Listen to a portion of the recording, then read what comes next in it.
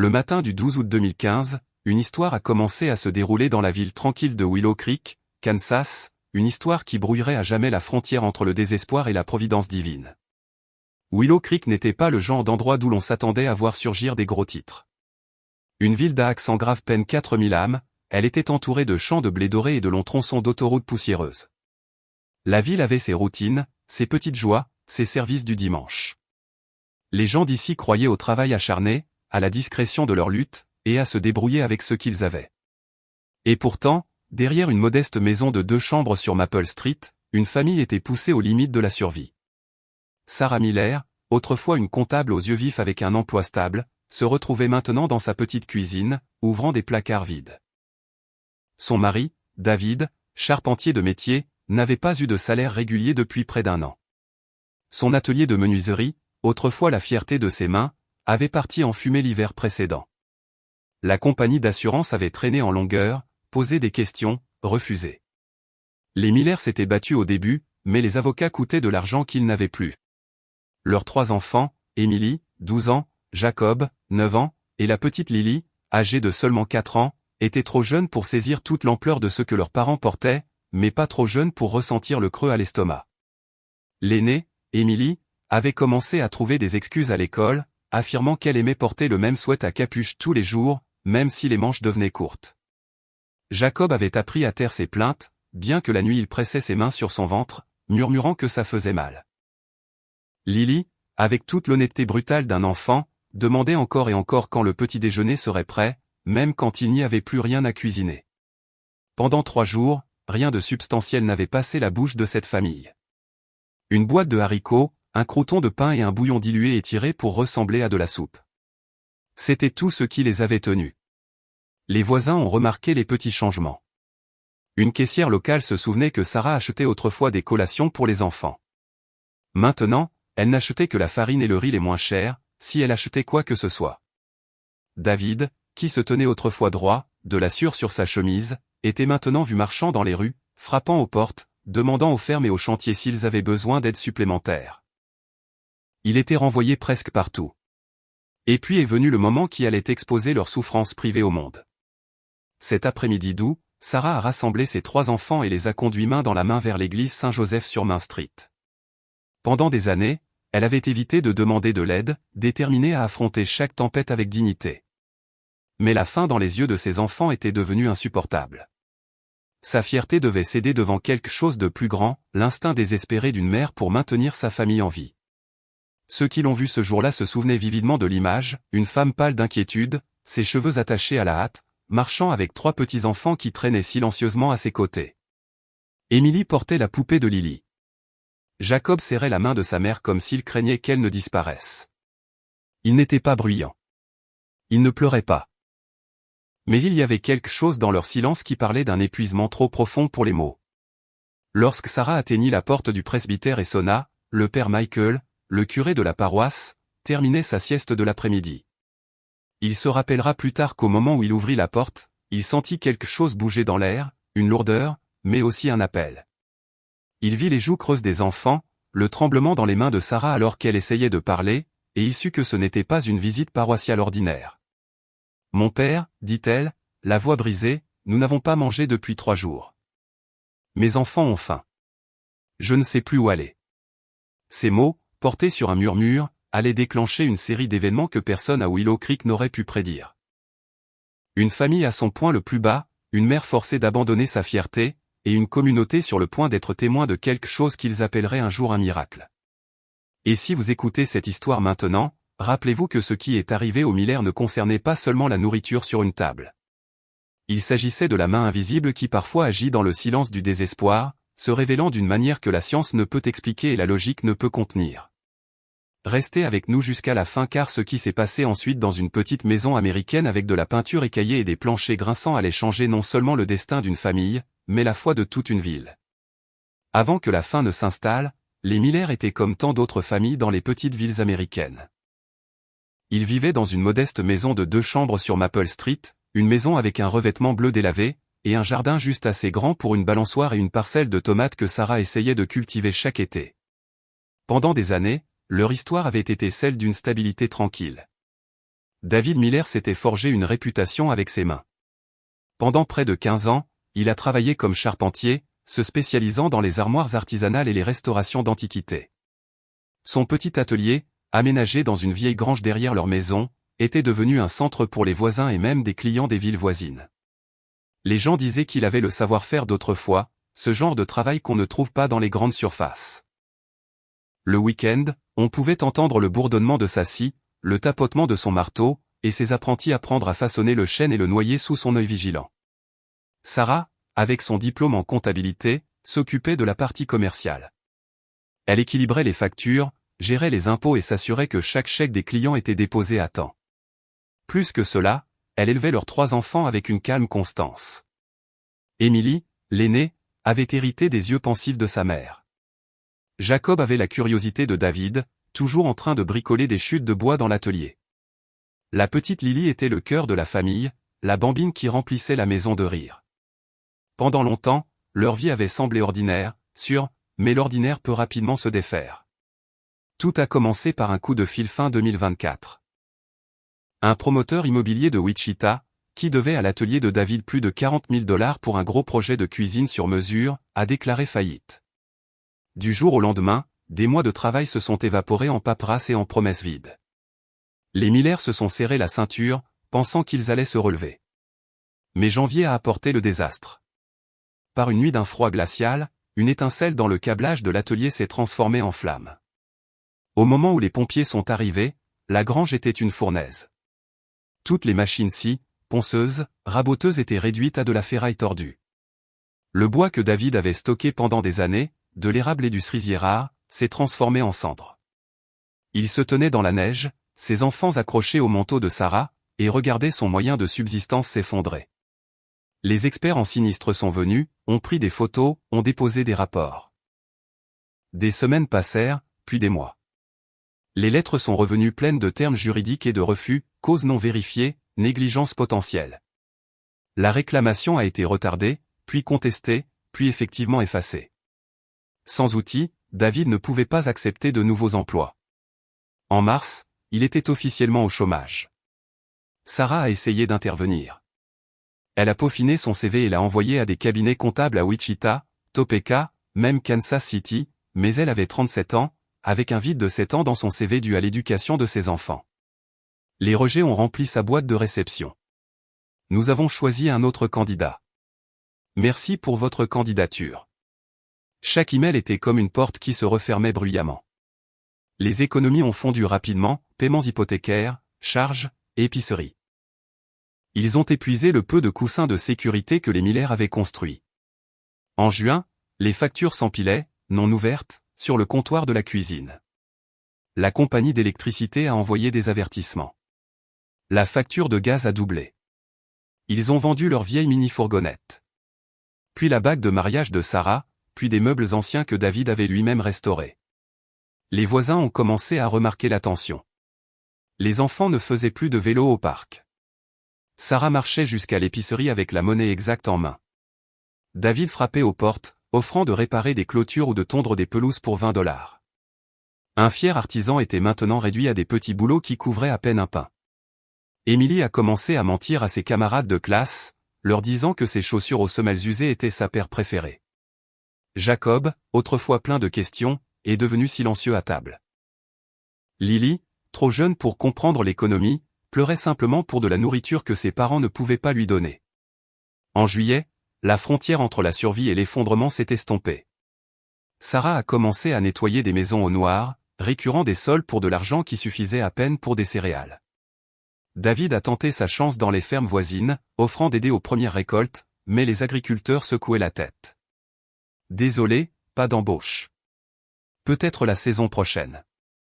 La nuit, mari et femme étaient assis à leur table de cuisine en silence, fixant des piles de factures en retard. J'ai l'impression que nous coulons, a chuchoté Sarah une fois, les larmes coulant sur son visage. Et personne ne nous voit. David lui a pris la main, mais les callosités qui symbolisaient autrefois la force tremblaient maintenant de défaite. La fierté les a empêchés de demander de l'aide plus tôt. Il assistait tranquillement à l'église chaque dimanche à Saint-Joseph, vêtu avec soin, souriant poliment. Peu de gens savaient que les Miller sautaient souvent le petit déjeuner pour s'assurer que leurs enfants puissent manger. Le père Michael, le curé de la paroisse, a remarqué les joues creuses de David et les vêtements usés de Sarah, mais quand il a essayé de demander, ils l'ont écarté avec des sourires polis. Au cours de la première semaine d'août, les placards étaient presque vides. La compagnie hypothécaire menaçait de saisie. La ligne téléphonique avait été coupée. Le 10 août, Sarah a ouvert chaque placard, désespérée de trouver quelque chose, n'importe quoi, pour le dîner. Elle a trouvé un demi-pot de beurre de cacahuète, une poignée de farine et une boîte de tisane. Cette nuit-là, elle a écrasé le beurre de cacahuète avec des croûtes de pain rassis, a appelé cela une recette spéciale, et l'a servi avec une joie forcée. Ses enfants ont mangé tranquillement, bien qu'Émilie ait remarqué que l'assiette de sa mère était vide.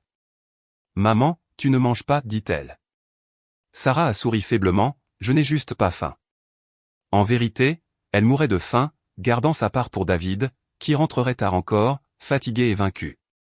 C'est un moment qu'aucun parent n'oublie, le son de votre enfant qui demande pourquoi il n'y a pas de nourriture dans le réfrigérateur, pourquoi son estomac lui fait mal, si vous pourriez mourir de faim. Sarah a couché ses enfants cette nuit-là avec une prière murmurée dans le noir. Elle ne savait pas si Dieu écoutait. Elle ne savait pas si le ciel voyait encore des familles comme la sienne. Mais alors qu'elle restait éveillée, fixant le plafond fissuré, elle se résolut à une chose. Le lendemain matin, elle ferait ce que sa fierté avait longtemps résisté. Elle prendrait ses enfants par la main, les mènerait au presbytère et demanderait de l'aide. Ce choix, humble, désespéré et né de l'amour d'une mère, fut le pas qui ouvrirait la porte à l'extraordinaire. Au cours de la deuxième semaine d'août, la maison des Miller avait franchi une ligne invisible, la ligne entre la lutte et la faim. La faim n'était plus un simple inconfort passager. Elle était devenue le rythme de leur jour, l'ombre dans chaque pièce. Le lundi matin, Sarah ouvrit le réfrigérateur, espérant contre toute attente. La lumière s'alluma, mais les étagères la regardèrent avec rien de plus qu'un pot de moutarde, un demi-bâton de beurre et un carton d'œufs périmés depuis longtemps. Elle vérifia ensuite les placards, de la poussière de farine au fond d'un sac, une boîte de sachets de thé, une boîte de haricots verts, cabossée et presque oubliée. Elle aligna tout sur le comptoir comme un soldat faisant l'inventaire avant une bataille. Émilie, debout silencieusement dans l'encadrement de la porte, murmura « Maman, c'est tout ce que nous avons ?» Sarah força un sourire. « C'est suffisant pour aujourd'hui, dit-elle, bien que le creux dans son estomac lui dise le contraire. » Cette nuit-là, elle fit bouillir les haricots verts avec un peu de farine, les transformant en un ragoût aqueux. Elle servit des bols aux enfants et les posa comme s'ils faisaient partie d'une nouvelle recette transmise par sa grand-mère. « Goûtez ça, dit-elle gaiement. C'est quelque chose de spécial. » Émilie mangea en silence, mais ses yeux ne manquèrent pas l'assiette vide devant sa mère. « Maman, tu n'as rien pris, dit-elle doucement. Sarah écarta l'idée d'un geste de la main, « Je n'ai pas faim. » Mais elle l'était. Son corps souffrait de faim, et pourtant elle gardait sa portion pour David, qui reviendrait plus tard ce soir-là avec rien de plus que des excuses fatiguées. Le mardi fut pire. Le petit déjeuner était du thé chaud avec une cuillerée de sucre, le dernier qu'ils avaient. Pour le déjeuner, Sarah trouva la croûte durcie d'un pain enfoui dans le congélateur. Elle racla le dernier reste de beurre de cacahuète du pot, l'étala finement et coupa les morceaux en 3. Jacob mangea rapidement, puis serra son estomac. « Ça fait mal aujourd'hui, » murmura-t-il, essayant de ne pas pleurer. Lily, trop jeune pour cacher son besoin, sanglota ouvertement. Elle demanda encore et encore des céréales, du yaourt, n'importe quoi qui pourrait la remplir. David rentra tard encore, le visage marqué par l'épuisement. Pas de travail, admit-il, s'écroulant sur la chaise de la table de cuisine. Ils ont dit peut-être la semaine prochaine. Peut-être. Sarah voulait crier. La semaine prochaine était trop loin. La semaine prochaine, ses enfants n'auraient peut-être même plus la force de jouer. Au lieu de cela, elle posa une main sur son épaule. « Nous y arriverons d'une manière ou d'une autre, » murmura-t-elle, bien qu'elle ne sache plus comment. Cette nuit-là, après avoir couché les enfants, Sarah s'assit par terre dans la cuisine et pleura doucement dans ses mains. La fierté l'avait empêchée d'admettre la vérité à quiconque. Aux voisins, elle souriait et saluait. À l'église, elle se tenait droite, faisant semblant que tout allait bien. Mais à l'intérieur, elle s'effondrait. « Mon Dieu » murmura-t-elle dans le silence. « Si tu peux nous voir, si tu peux m'entendre, s'il te plaît, aide mes enfants. » Le mercredi matin, lourd et chaud, les enfants se réveillèrent léthargiques, les yeux ternes, les voix faibles. Sarah leur donna des tasses de thé, appelant cela un petit déjeuner spécial, bien que la douceur du sucre ait disparu. Émilie essaya de boire la sienne lentement, faisant semblant d'apprécier pendant que Jacob repoussait sa tasse, murmurant « ce n'est pas de la nourriture ». Puis, vers 10 heures, Jacob chancela là où il se tenait. Ses genoux fléchirent et il tomba. La panique monta dans la poitrine de Sarah alors qu'elle le rattrapait, tremblante. « Je vais bien », insista-t-il faiblement. « Juste des vertiges. » Mais la vérité était claire, 3 jours sans vraie nourriture avaient poussé leur petit corps au-delà de leurs limites.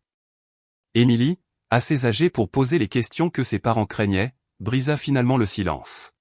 « Maman, pourquoi n'avons-nous plus de nourriture? Qu'est-ce qui va nous arriver? Allons-nous mourir ?» Sarah se figea, sa gorge se nouant autour des mots qu'elle ne pouvait pas prononcer. Elle serra sa fille contre elle, murmurant seulement « Je ne laisserai pas cela arriver. Je le promets. » Mais les promesses ne remplissent pas les estomacs. À midi, Sarah savait qu'elle ne pouvait plus se cacher derrière sa fierté.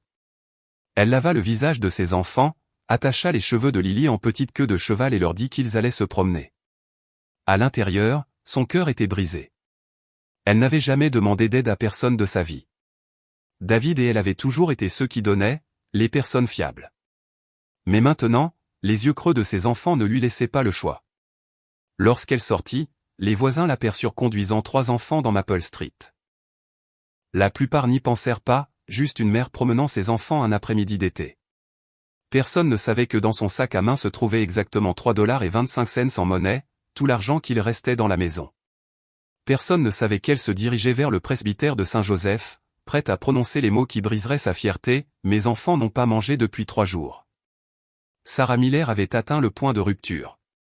Ce qu'elle ne pouvait pas savoir, c'est que cet acte d'humilité, la simple décision de frapper à la porte d'une église, ne se terminerait pas par l'humiliation, mais par une série d'événements qui défieraient toute explication logique. C'était l'heure la plus sombre pour les Miller. Et pourtant, comme l'histoire le montre souvent, l'heure la plus sombre précède l'aube.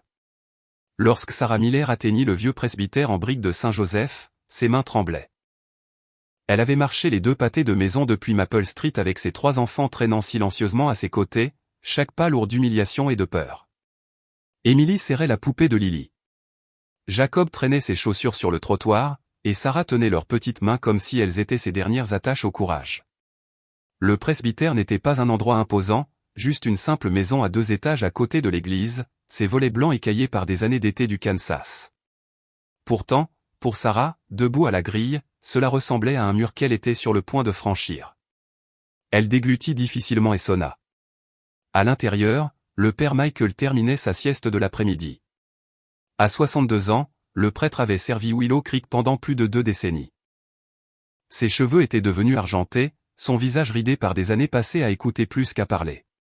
Il était connu pour ses homélies douces, son habitude de visiter les malades et les personnes âgées, et sa capacité étrange à remarquer ce que les autres ignoraient. Lorsque la sonnette retentit, il se leva, enfila ses lunettes et se traîna jusqu'à l'entrée. Au moment où il ouvrit la porte, il le sentit, un poids dans l'air, une prière non exprimée. Sarah se tenait là, pâle, les lèvres serrées, ses 3 enfants agrippés près d'elle. Ils n'avaient pas besoin de mots, leur visage creux racontait l'histoire. « Mon père », commença-t-elle, la voix brisée. « Nous n'avons pas mangé depuis 3 jours. Mes enfants ont faim. Je ne sais plus où aller. » Les mots restèrent suspendus dans l'air comme une confession, brisant le silence du presbytère. Le père Michael s'écarta immédiatement. « Entrez, ma chère. Amenez les enfants. » Il les conduisit dans son modeste salon, avec des meubles usés et un crucifix au mur. Les enfants s'assirent sur le canapé, les yeux grands ouverts et silencieux. Le prêtre disparut dans la cuisine et revint avec un plateau, une carafe de lait, une assiette de crackers et un pot de beurre de cacahuètes. « Tenez, petit, mangez d'abord. » Émilie hésita au début, jetant un coup d'œil à sa mère, mais le père Michael l'encouragea d'un signe de tête. En quelques minutes, les enfants dévoraient la nourriture avec une faim pénible à regarder. Les petites mains de Jacob tremblaient alors qu'il étalait du beurre de cacahuètes sur les crackers. Lily serrait sa tasse de lait comme si c'était un trésor. Même Émilie, qui essayait de paraître adulte, ne pouvait cacher son soulagement. Sarah était assise tranquillement, les larmes coulant sur ses joues. En regardant ses enfants manger, elle ressentait à la fois de la gratitude et de la honte, comme si elle les avait déçus. Le père Michael le remarqua et lui posa doucement une main sur l'épaule. « Vous n'avez rien à avoir honte. Demander de l'aide n'est pas une faiblesse. C'est de l'amour. » Petit à petit, Sarah lui raconta tout, les factures impayées, l'incendie qui avait détruit l'atelier, le refus de la compagnie d'assurance, la recherche incessante de travail de David. Elle parla des factures qui s'empilaient sur le comptoir, de la vente de sa bague de mariage, des placards vides. Sa voix se brisa lorsqu'elle admit « Je pensais pouvoir les protéger de tout ça, mais je ne peux plus. » Le père Michael écouta sans interruption, ses yeux bienveillants, mais graves.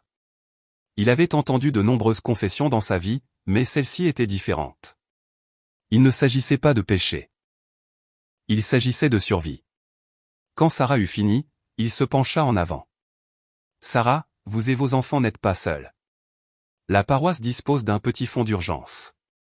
Il est destiné exactement à des situations comme celle-ci. » Il se dirigea vers une petite armoire en bois, ouvrit un tiroir et en sortit une enveloppe. À l'intérieur se trouvaient $200 en espèces, collectés auprès des paroissiens pour ceux qui en avaient besoin. Il les pressa dans les mains de Sarah. Elle secoua la tête, submergée. « Mon père, je ne peux pas, »« Oui, vous le pouvez », l'interrompit-il doucement. « Ce n'est pas de la charité au sens de la pitié. C'est la communauté. Même Jésus a accepté de la nourriture de ses amis. Prenez-la et utilisez-la pour nourrir vos enfants ce soir. » Ses doigts se refermèrent sur l'enveloppe. Elle semblait plus lourde que de l'argent. Elle ressemblait à une bouée de sauvetage. Mais le père Michael savait que $200 ne résoudrait pas tout. « Je vais appeler, » dit-il fermement. « Il y a peut-être quelqu'un qui a besoin d'un charpentier. Et sinon, nous trouverons d'autres moyens. Ce qui compte maintenant, c'est que votre famille ait de la nourriture. » Sarah pouvait à peine parler. « Comment puis-je vous remercier ? » « En gardant la foi, » répondit simplement le prêtre. « En vous souvenant que même dans les moments les plus sombres, Dieu vous voit. Il n'oublie pas ses enfants. » Lorsque Sarah quitta le presbytère cet après-midi-là, ses 3 enfants marchaient à ses côtés, leur ventre ne faisant plus mal, leur visage plus lumineux. Dans sa main, elle tenait l'enveloppe, bien qu'elle n'arrivait toujours pas à y croire. Elle avait franchi cette porte tremblante de honte. Elle en sortait en portant autre chose, la première lueur d'espoir. Pourtant, aucun d'eux ne savait que ce simple acte de courage, une mère frappant à la porte d'un prêtre, n'était que le début. Ce qui les attendait dans les heures à venir ferait paraître ce moment de soulagement bien petit. En fin d'après-midi, Sarah Miller entra au Walmart à la périphérie de Willow Creek avec ses 3 enfants à ses côtés. Elle serrait l'enveloppe que le père Michael lui avait remise comme si elle était faite d'or. $200, plus d'argent qu'elle n'en avait vu depuis des semaines, lui semblait à la fois une abondance et une corde fragile les empêchant de sombrer plus profondément dans le désespoir. Les portes coulissantes en verre s'ouvrirent avec un sifflement, et l'air frais les enveloppa. Pour Émilie, Jacob et la petite Lily, entrer dans le magasin était comme entrer dans un autre monde. Les lumières vives, les étagères soigneusement empilées, les rangées infinies de nourriture, c'était accablant. Ils n'étaient pas allés dans un supermarché depuis des semaines, et maintenant leurs yeux écarquillés passaient d'un rayon à l'autre comme s'ils avaient été transportés dans un rêve. Sarah avait préparé une liste soigneusement à la maison, pain, lait, riz, pâtes, conserves, fruits frais et légumes. Rien de plus, pas de luxe, juste assez pour tenir une semaine. Elle serrait la liste comme une boussole, déterminée à ne pas s'égarer. Pourtant, les enfants ne purent s'empêcher. « Maman, on peut avoir du yaourt » murmura Jacob avec espoir. Émilie montra des pommes dans le rayon des fruits et légumes. « Elles ont l'air si bonnes. » Et Lily, tirant sur la manche de sa mère, murmura avec toute l'urgence d'une enfant de 4 ans, « Des biscuits, maman. S'il te plaît, des biscuits. » Le cœur de Sarah se serra. Pendant des semaines, elle leur avait refusé chaque petite joie. Elle hocha la tête une fois. « Nous verrons. Mais seulement si nous pouvons nous le permettre. » Ils parcoururent les rayons, remplissant le chariot de produits de base, 1 litre de lait, un sac de riz, des pâtes, du beurre de cacahuètes, des légumes surgelés. Sarah compara les prix, choisissant des marques génériques, vérifiant les totaux dans sa tête à chaque article. Au moment où ils arrivèrent à la caisse, le chariot était modeste, mais plein, pain, œufs, céréales, un peu de poulet, des pommes, quelques petites gâteries. À la caisse, la poitrine de Sarah se serra. Elle avait additionné les chiffres dans sa tête. Le total serait proche de $180, peut-être un peu plus. Il ne resterait alors que quelques dollars pour les urgences. Elle sortit les billets de l'enveloppe et les lissa nerveusement sur le comptoir. La caissière, une femme gentille d'âge moyen nommée Linda, qui avait déjà vu la famille, commença à scanner les articles. « Comment allez-vous aujourd'hui » demanda-t-elle, souriant aux enfants. « Ça va » dit Sarah doucement. Bien que ses yeux trahissent la tension qu'elle ressentait, le scanner bipait article après article. Le pouls de Sarah s'accéléra à mesure que le total montait. $47,62. $83,19. $128,45. Elle retint son souffle quand il dépassa $150. Finalement, l'écran afficha le chiffre final, $187,45. L'estomac de Sarah se noua. Elle avait eu raison. C'était presque toute l'enveloppe. Elle expira en tremblant, prête à remettre l'argent. Mais alors, quelque chose se produisit. La caissière fronça les sourcils, tapotant l'écran. C'est étrange, marmonna-t-elle. La caisse affiche maintenant $72,45. Sarah cligna des yeux. Pardon ? Linda secoua la tête. Ce doit être un bug. Laissez-moi tout scanner à nouveau. Elle effaça l'écran et scanna chaque article attentivement, ses mains bougeant plus lentement cette fois. Encore une fois, le total apparut, $72,45. Je ne comprends pas, murmura Linda. Cette machine a parfaitement fonctionné pendant des années. Elle essaya une troisième fois délibérément. Le résultat fut le même. Finalement, Linda regarda Sarah avec des yeux écarquillés. Eh bien, je ne peux pas vous faire payer plus que ce que la caisse indique. C'est $72,45 aujourd'hui. Les mains de Sarah tremblaient alors qu'elle remettait l'argent. Elle pouvait à peine respirer. Elle repartit avec ses enfants et son reçu, le chariot rempli d'épiceries, et plus de $120 toujours dans son enveloppe. Mais le miracle n'était pas terminé. Lorsqu'elle commença à décharger les sacs dans la voiture, Sarah remarqua des articles qu'elle était certaine de ne pas avoir pris, une bouteille d'huile d'olive, un paquet de fromage râpé, une tablette de chocolat, même des petits pots pour bébé que Lily n'avait pas eu depuis des mois. Son premier instinct fut la panique. « Émilie, Jacob, avez-vous mis ça dedans ?» Ils secouèrent la tête. Lily regardait avec de grands yeux, serrant sa poupée. Sarah vida chaque sac. La vérité était indéniable. Il y avait au moins $50 de nourriture supplémentaire, et elle n'avait aucun souvenir de les avoir mis là. Elle s'assit lourdement sur le trottoir devant le magasin, le soleil du Kansas se couchant derrière elle. Ses enfants se rassemblèrent, tirant sur les sacs d'épicerie, enchantés par l'abondance soudaine. Pour Sarah, le monde bascula. Était-ce le hasard, une erreur informatique, ou autre chose ? Cette nuit-là, pour la première fois en 3 jours, la famille Miller s'est assise pour un vrai dîner. Sarah a cuisiné des pâtes au fromage, servi une salade fraîche, versé du lait dans des verres. Jacob a dévoré son assiette. Émilie a mangé en silence, les larmes aux yeux. La petite Lily, colombe de yaourt et de miettes de biscuits, a ri pour la première fois depuis des semaines. David est rentré tard, le visage toujours aussi fatigué. Mais quand il est entré dans la cuisine et a vu la table couverte de nourriture, il s'est arrêté net. D'où vient tout ça ? Sarah a expliqué l'enveloppe, le magasin, le bug, la nourriture supplémentaire. David la regarda incrédule. Tu dis que tu as payé $72 pour tout ça ? Il a posé la question 3 fois, comme si le répéter pouvait rendre la chose moins impossible. Sarah a hoché la tête, les yeux embués. Je ne sais pas comment l'expliquer. Pour ce soir-là, les explications n'avaient pas d'importance. Ce qui comptait, c'était le son des fourchettes sur les assiettes, les rires des enfants et les sanglots discrets de 2 parents qui avaient porté l'insupportable, et pour la première fois depuis des mois, on sentit le poids se soulever, ne serait-ce que pour un instant. Mais au fond de la poitrine de Sarah, une pensée pulsait comme un battement de cœur, ce n'est pas seulement de la chance. Quelque chose de plus grand est à l'œuvre ici. Et elle avait raison. L'étrange grâce de ce supermarché n'était que le premier murmure d'un miracle qui ne faisait que commencer. Ce mercredi soir-là, la maison des Miller était remplie de sons qu'elle n'avait pas connus depuis des mois, rires, tintements de verre, bavardage d'enfants trop occupés à manger pour se plaindre. La table de la cuisine, habituellement vide, était maintenant remplie d'assiettes de pâtes, de salades et de pain chaud. Pour la première fois depuis des jours, la famille mangea à satiété. Quand le dîner fut terminé, David porta Jacob sur son dos jusqu'au couloir. Émilie faisait la vaisselle à côté de sa mère, et la petite Lily chantait pour sa poupée. La maison, si longtemps lourde de silence, semblait respirer à nouveau. Mais lorsque les enfants furent enfin couchés et la vaisselle mise à sécher, le silence revint. David et Sarah s'assirent ensemble dans le petit salon, côte à côte sur un canapé affaissé. Une seule lampe éclairait l'espace, projetant une douce lumière sur le tapis usé et les étagères garnies de vieilles photos de famille. Dehors, la nuit du Kansas était lourde de grillons. À l'intérieur, il parlait à voix basse. 72$, répéta David pour la 4e fois, secouant la tête. Je n'arrive pas à m'y faire. Il n'y a aucune chance que cette machine ait fait la même erreur 3 fois. Sarah joignit les mains sur ses genoux.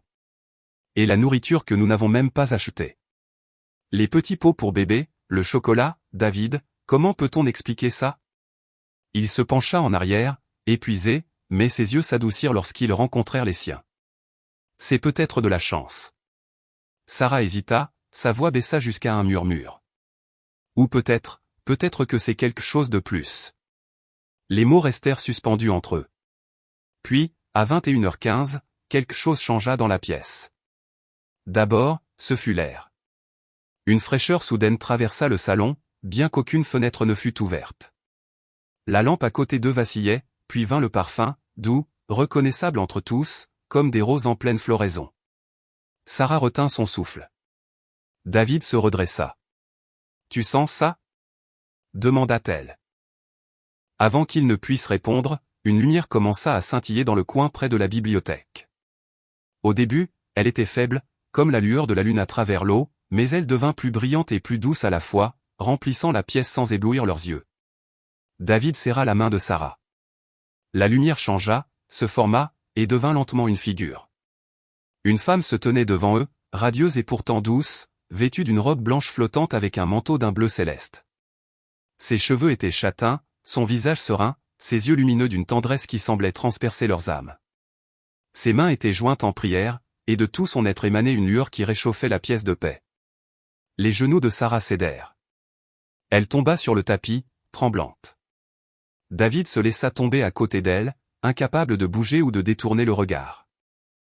Puis la femme parla, et sa voix n'était pas un son, mais une musique qui résonnait dans leur cœur plus que dans leurs oreilles. « N'ayez pas peur, mes enfants. Je suis Marie, la mère de Jésus, et votre mère dans la foi. » Sarah haleta, couvrant sa bouche de ses mains. Les larmes coulaient sur son visage. David, habituellement si stable, trembla comme un enfant. Le regard de Marie balaya sur eux avec une compassion infinie. « J'ai entendu vos prières. J'ai vu vos souffrances. J'étais avec vous quand vous n'aviez rien pour nourrir vos enfants. Et j'étais avec vous quand le pain est apparu sur votre table ce soir. Vous n'êtes pas abandonnés. » Sarah sanglotait ouvertement, les mots se précipitant. « Était-ce vous au magasin? L'épicerie? Le reçu? » Marie sourit avec un éclat qui remplissait la pièce. Une mère n'ignore pas ses enfants quand ils crient. Ce que vous avez reçu n'était qu'un signe, la preuve que le ciel vous voit, et que d'autres choses sont encore à venir. David baissa la tête, les larmes coulant librement. Mais pourquoi nous? Nous ne sommes personne, juste une famille au Kansas. La réponse de Marie fut douce. C'est dans les foyers ordinaires, dans les plus petites villes, que l'amour de Dieu se révèle le plus puissamment. Vous vous êtes accrochés l'un à l'autre quand tout le reste vous a été enlevé.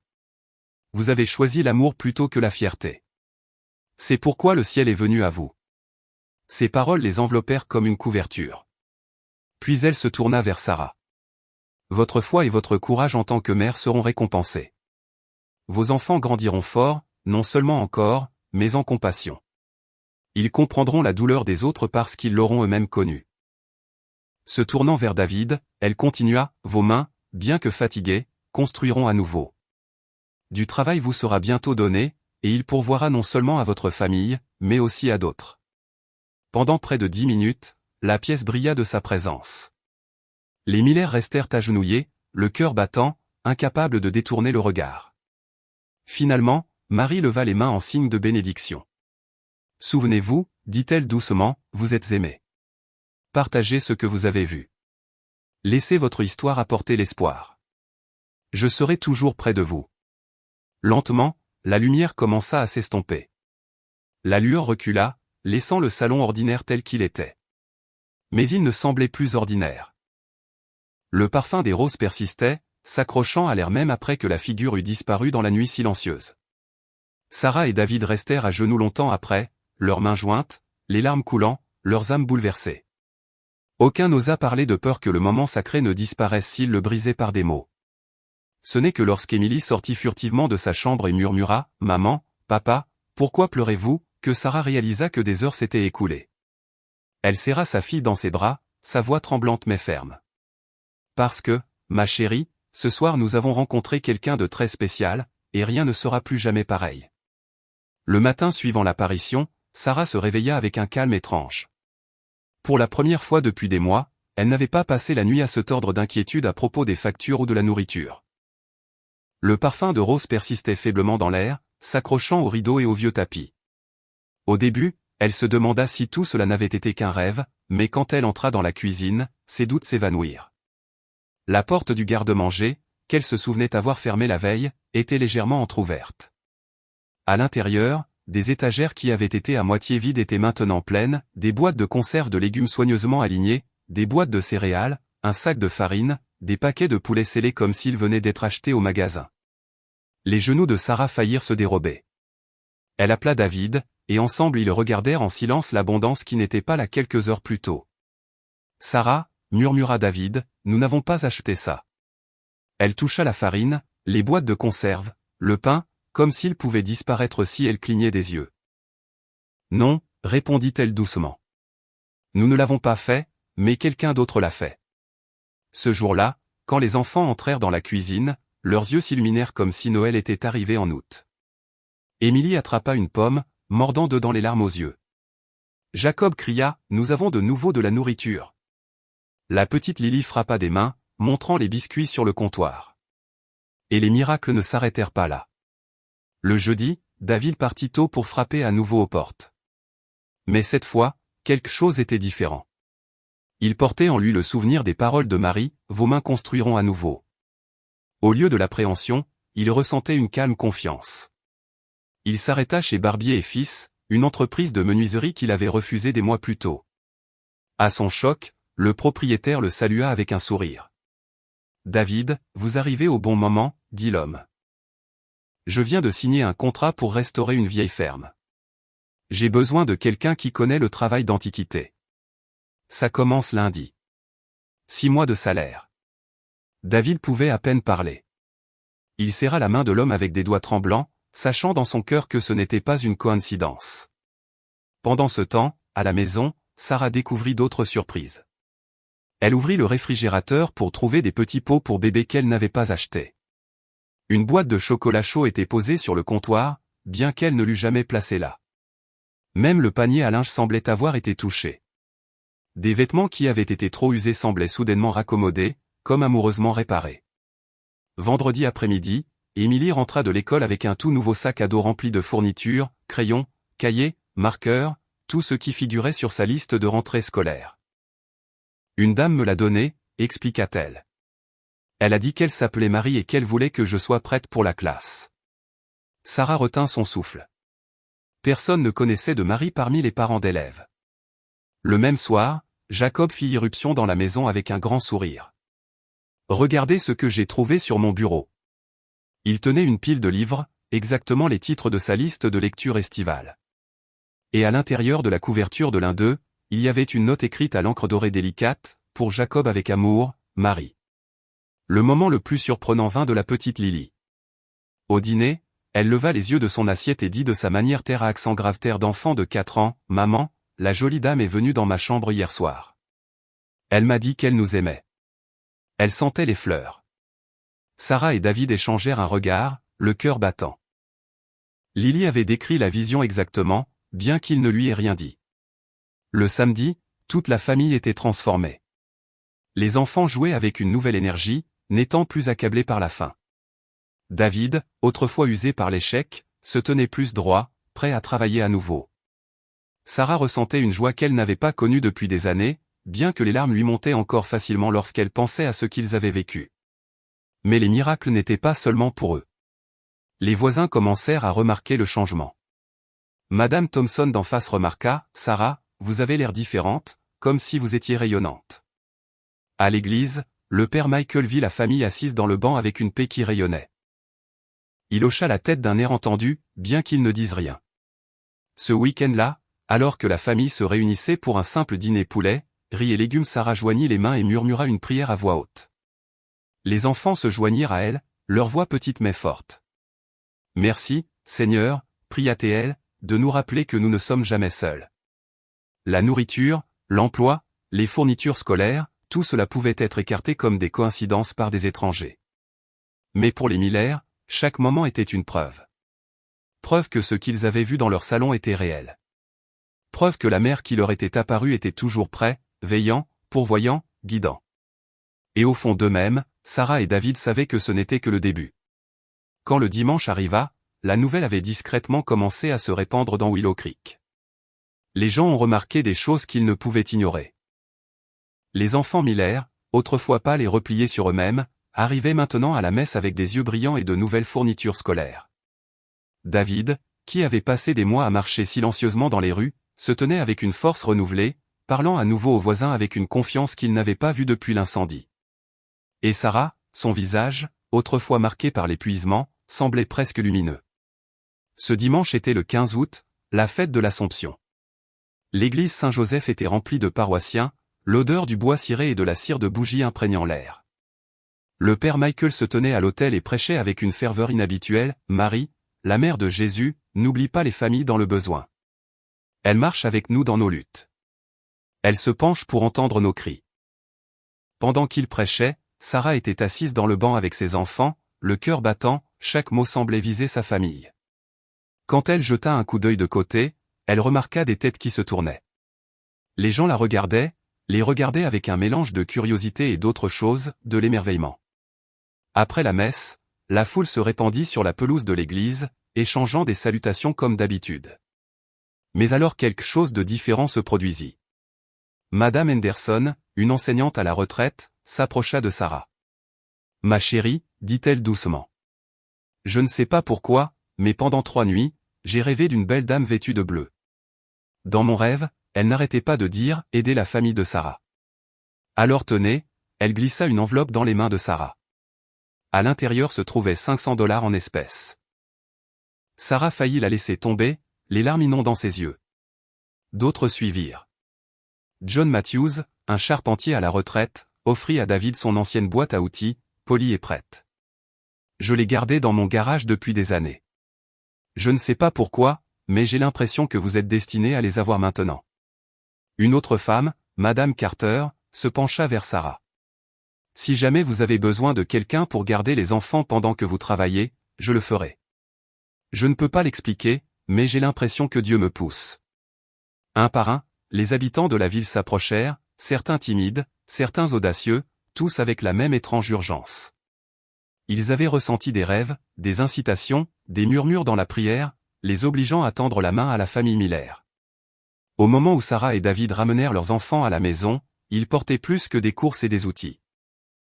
Ils portaient le poids d'une communauté soudainement mobilisée autour d'eux.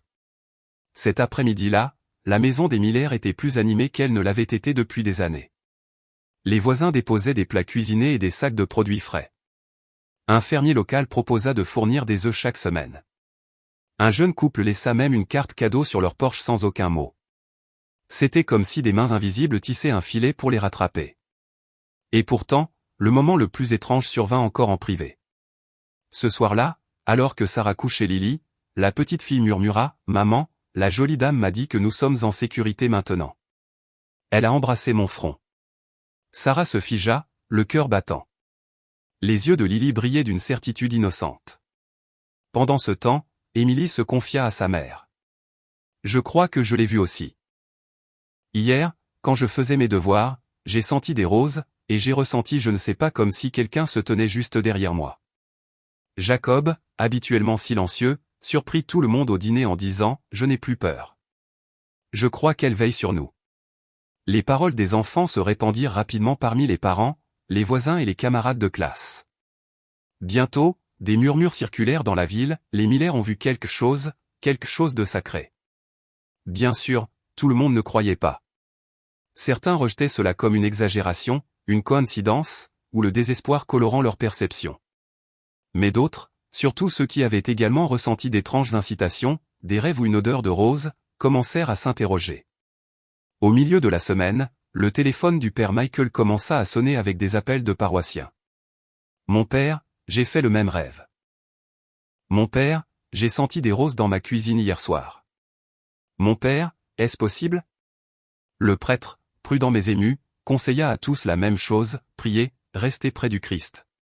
Et si Marie est vraiment parmi nous, les fruits le révéleront. Pour les Miller, les fruits étaient indéniables. Chaque jour apportait de nouvelles provisions, de nouvelles gentillesses. Sarah ne s'inquiétait plus du prochain repas. David se préparait à commencer son nouveau travail, sa boîte à outils déjà pleine. Les enfants retournaient à l'école avec tout ce dont ils avaient besoin, la tête haute. Et peut-être le plus puissant de tout, la ville elle-même commença à changer. Des voisins qui ne s'étaient pas parlé depuis des années s'offraient de l'aide mutuellement. Des familles en difficulté recommençaient à venir à l'église. Les actes de générosité se multipliaient comme des étincelles d'une seule flamme. C'était comme si la grâce qui était entrée dans la maison des Miller refusait de rester confinée. Elle s'était répandue dans Maple Street, puis dans les bancs d'église, puis dans toute la ville. Et pour la première fois depuis des décennies, Willow Creek bourdonnait d'un sentiment d'attente. Quelque chose se passait. Quelque chose que personne ne pouvait tout à fait expliquer, mais que personne ne pouvait nier. C'est tôt le dimanche matin, le 16 août, que la famille Miller fut réveillée par quelque chose d'extraordinaire. Au début, Sarah pensa que c'était un rêve. Le parfum des roses, si fort qu'il semblait s'infiltrer à travers les murs. Mais David s'agita à côté d'elle, renifla l'air et murmura « Tu sens ça ?» Quelques instants plus tard, le parfum se répandit dans chaque recoin de la maison, doux et reconnaissable entre tous. Les enfants arrivèrent à pas feutrés dans le salon, les yeux grands ouverts. « Maman » murmura Émilie. « C'est elle.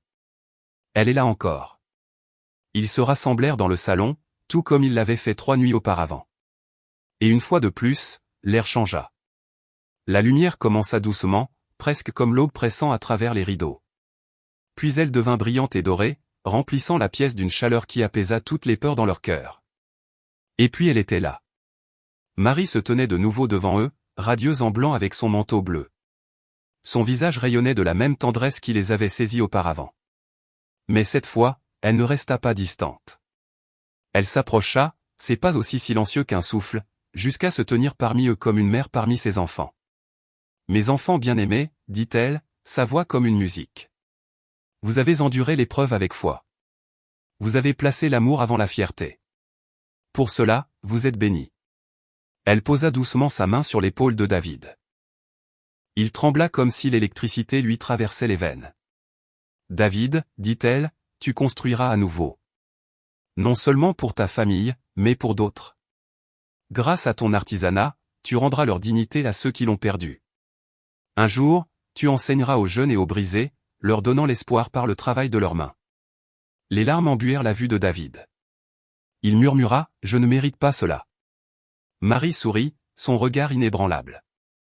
La grâce n'est jamais méritée. Elle est donnée. Puis elle se tourna vers Sarah, qui était déjà à genoux, les larmes coulant sur son visage. Sarah, ton courage de mère a porté ta famille à travers la vallée du désespoir. Ta foi deviendra une lumière pour d'autres femmes. Tu rassembleras les familles dans le besoin, les aideras à se relever de leurs souffrances et leur rappelleras que personne n'est jamais abandonné par Dieu. Tu seras une mère non seulement pour tes enfants, mais pour beaucoup. Sarah sanglotait ouvertement, secouant la tête.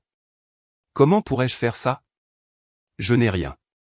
Tu as tout, répondit doucement Marie. Tu as l'amour, et l'amour, lorsqu'il est offert librement, se multiplie. Puis, se penchant, Marie toucha la tête des 3 enfants. Émilie haleta doucement. Jacob regarda avec émerveillement. Et la petite Lily grelotta de rire comme si elle était chatouillée par un rayon de soleil. Émilie, dit Marie, Ton cœur pour les autres te mènera à marcher aux côtés de ceux qui souffrent. Tu deviendras une femme qui donne de la force aux faibles. Jacob, tu soulageras un jour la souffrance de beaucoup par des mains guérissantes. La compassion née de la faim guidera ton chemin, et Lily, ma petite, ta joie rappellera à tous ceux qui te rencontrent que l'amour de Dieu est proche, même dans les heures les plus sombres. Les enfants regardaient avec de grands yeux, ne comprenant pas entièrement, mais sentant le poids de ses paroles. Finalement, le regard de Marie les engloba tous. Ce que vous avez reçu, ne le gardez pas pour vous. Partagez-le. Racontez votre histoire. Faites savoir aux autres que le ciel n'est pas loin, que l'amour de Dieu est vivant. Cette maison sera un témoignage, et vos vies un exemple. Beaucoup trouveront l'espoir grâce à vous. Ces paroles les enveloppèrent comme le feu et la lumière. Pendant un long moment, personne ne parla. Le seul son fut le murmure de Lily, « Ne pars pas », ses petits doigts se tendaient vers le manteau brillant. Marie se pencha et embrassa le front de l'enfant. Puis elle se redressa, levant les mains en signe de bénédiction. « Je serai toujours proche. Quand vous doutez, souvenez-vous des roses. Quand vous désespérez, souvenez-vous de cette nuit. » Lentement, la lumière commença à s'estomper.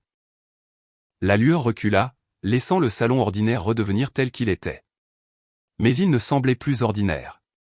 Le parfum des roses persistait, s'accrochant à l'air longtemps après la disparition de la vision. Les Miller restèrent à genoux en silence, leur cœur submergé, leurs larmes coulant librement. David rompit finalement le silence. Elle nous a donné une mission. Sarah lui serra la main, sa voix tremblante mais ferme. Alors nous la ferons. Quoi qu'il en coûte, nous la ferons. Et à ce moment-là, la famille comprit. Ce qui avait commencé comme une question de survie était maintenant une vocation. Ils n'étaient plus seulement une famille sauvée de la faim. Ils étaient devenus des témoins, choisis pour porter un message d'espoir bien au-delà de Willow Creek. 5 ans plus tard, la petite maison de Maple Street ne ressemblait plus du tout à ce qu'elle était. Le revêtement avait été réparé, le jardin soigneusement entretenu, et des rires s'échappaient souvent des fenêtres ouvertes. Ce qui avait été un lieu de faim et de désespoir était devenu un phare à Willow Creek et bien au-delà. David Miller se tenait dans le jardin où son ancien atelier avait brûlé. À sa place s'élevait maintenant une grande structure en bois bourdonnante d'activité. Ce n'était plus seulement son atelier. C'était un centre de formation. De jeunes hommes et femmes, certains ayant abandonné leurs études secondaires, d'autres ayant lutté contre la dépendance ou le chômage, se réunissaient chaque semaine pour apprendre le métier de la menuiserie. Sous la direction de David, il restaurait des meubles anciens, construisait des armoires et même fabriquait des bancs d'église pour les villes voisines. Cet endroit m'a rendu ma vie, a admis un jeune stagiaire à un journaliste local. M. Miller ne m'a pas seulement appris à utiliser une scie. Il m'a appris que j'avais encore de la valeur. Le centre, appelé « Atelier Main de l'Espoir », était devenu un modèle de formation professionnelle dans tout le Midwest. Et David, autrefois un homme mis à genoux par la perte, se tenait maintenant avec une autorité tranquille. Sa réputation de maître artisan n'était égalée que par son rôle de mentor. À l'intérieur de la maison, Sarah était tout aussi occupée. Après les apparitions, elle avait juré de vivre la vocation que Marie lui avait donnée. Elle a commencé modestement, accueillant des familles du quartier dans son salon, partageant des repas, écoutant leurs difficultés. Mais le travail a rapidement grandi. Les dons sont arrivés, les bénévoles se sont mobilisés, et bientôt une organisation à but non lucratif officielle est née, Espoir pour les familles. Ce qui avait commencé avec quelques sacs d'épicerie servait maintenant des centaines de familles à travers le Kansas chaque année. Il fournissait de la nourriture, des conseils, du tutorat pour les enfants et des groupes de soutien pour les parents en difficulté. Sarah était souvent invitée à des conférences, catholiques et interconfessionnelles, pour parler de résilience, de foi et du pouvoir de la communauté. Elle commençait toujours ses interventions de la même manière. Il y a 5 ans, j'étais une mère sans rien dans mes placards, sauf du désespoir. Aujourd'hui, je suis ici pour vous dire que Dieu n'abandonne jamais ses enfants. Les enfants Miller avaient grandi, chacun marchant sur le chemin que Marie avait prédit.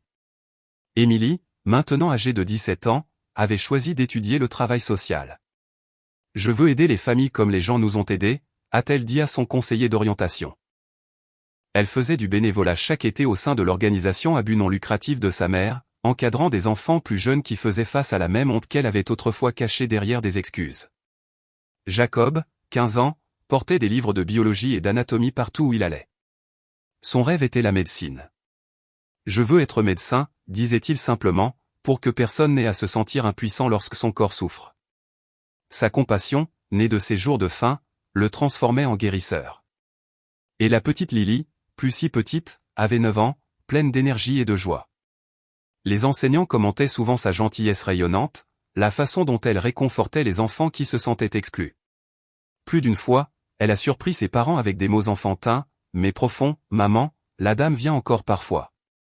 Pas là où tu peux la voir, mais je la sens près de moi. » La ville de Willow Creek elle-même avait changé.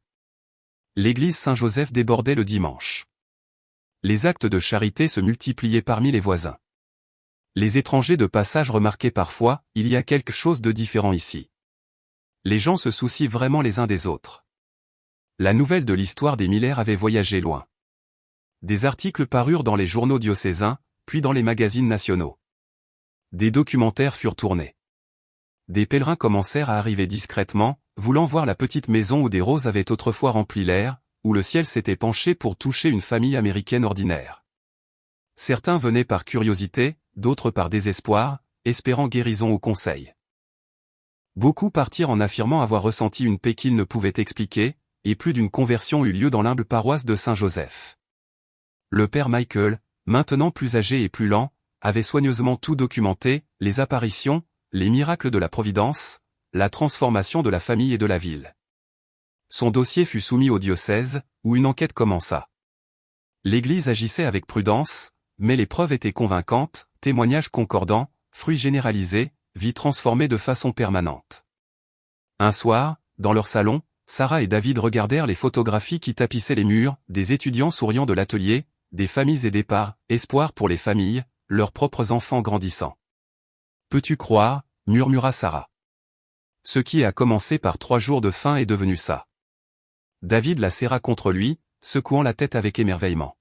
« Nous pensions être abandonnés, mais nous étions préparés. » Et peut-être était-ce le plus vrai des miracles, que dans une petite ville du Kansas, une famille au bord de l'effondrement ait non seulement été sauvée, mais transformée en une source d'espoir pour des milliers de personnes. L'histoire des Miller, autrefois murmurée, était maintenant racontée dans les églises, les écoles et les salons à travers l'Amérique. Il ne s'agissait plus seulement de la survie d'une famille. C'était devenu un témoignage, une preuve vivante que même dans les nuits les plus sombres, le ciel perce encore. Et le parfum des roses. Parfois, les soirs tranquilles, les voisins juraient qu'ils le sentaient dériver sur Maple Street, porté par le vent. Ainsi, le voyage des Miller nous rappelle quelque chose d'intemporel, que les miracles ne sont pas enfermés dans des histoires anciennes, mais se déroulent encore aujourd'hui dans de paisibles villes, dans des foyers ordinaires, et dans la vie de ceux qui osent garder la foi quand tout le reste est perdu. Si cette histoire a touché votre cœur, qu'elle vous rappelle que l'espoir n'est jamais loin, et que l'amour de Dieu est toujours plus proche que nous ne le pensons. Nous vous invitons à aimer cette vidéo et à vous abonner afin que plus d'âmes puissent entendre des histoires de foi, d'espoir et de miracles qui continuent de briller même dans les moments les plus sombres. Ensemble, continuons à répandre la lumière.